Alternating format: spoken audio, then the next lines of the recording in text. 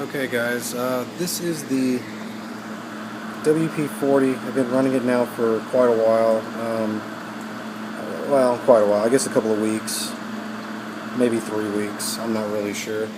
But this one's been running really good. You can probably see the prop in there turning on and off. It's in W1 mode. It's creating very decent surface turbulence on its own.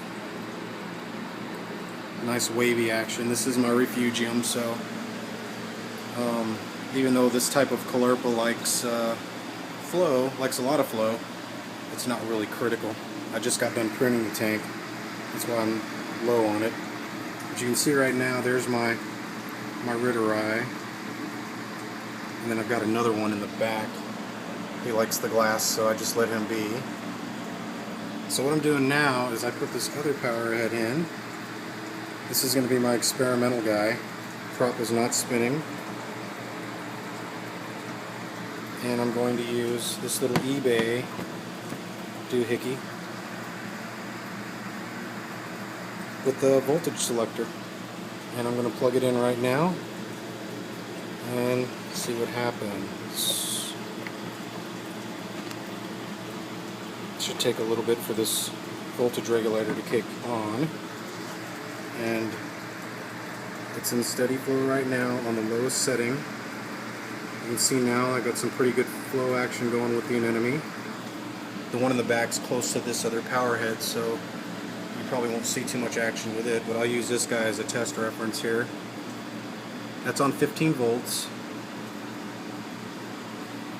And now I'm going to select 24 volts.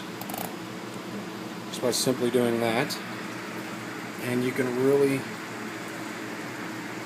see it take off. Well, you probably can't see it very well here, but the debris is really going crazy in the tank.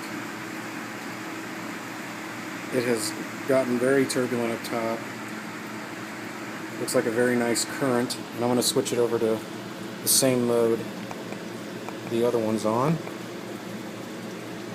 S1, fastest W1 on-off type thing,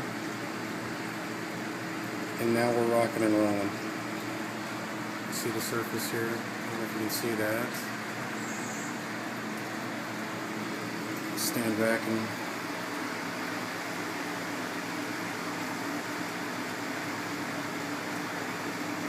so two of these power heads will do great on a 4-foot tank. I have a Euro brace on top, which is probably keeping the water back. My overflow's on the side. You can kind of see it taking on some turbulence.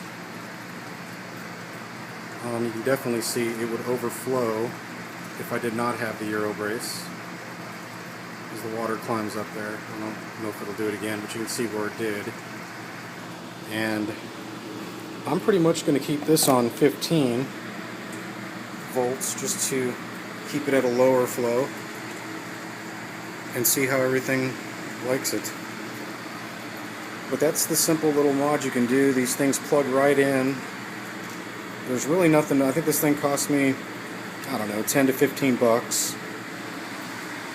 And for 10 to 15 bucks, you've got more selectability in your speed modes. It works out real nice.